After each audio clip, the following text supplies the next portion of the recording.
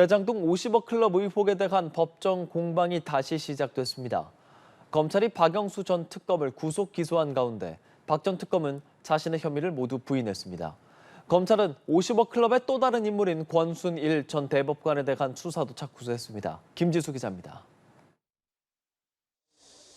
대장동 50억 클럽 의혹 수사로 지난 8월 구속 기소된 박영수 전 특검의 첫 재판이 지난 12일 열렸습니다. 이 자리에서 박 전 특검은 대장동 민간업자들로부터 19억 원을 받고 200억 원대 금품과 주택 등을 약속받은 혐의에 대해 전면 부인했습니다. 우리은행 대장동 컨소시엄 참여나 여신 의향서 발급 등 청탁을 받은 사실 자체가 없고 50억 클럽은 김만배 씨 본인이 허위라고 증언했다는 겁니다. 다만 김 씨 등과 5억 원의 동거래는 인정하면서도 이는 계좌를 빌려준 것이지 돈을 수수한 게 아니라고 주장했습니다. 검찰이 지난 3월부터 본격화한 재수사 결과를 정면으로 반박한 겁니다.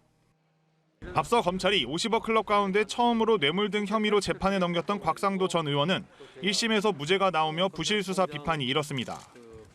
이후 아들 병채 씨까지 공범으로 입건해 추가 증거 확보 등 보강 수사를 이어오고 있지만 아직 곽 전 의원에 대한 소환은 없었습니다.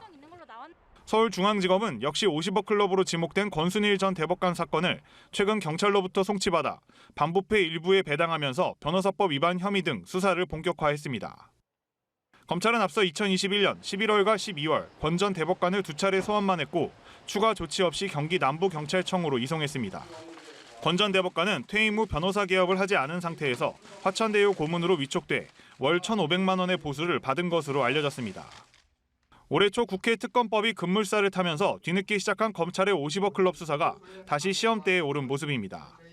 박 전 특검에 대한 법원의 판단, 그리고 남은 50억 클럽 멤버들에 대한 수사 결과에 따라 부실 수사 꼬리표는 끊어지거나 더 길어질 수 있습니다.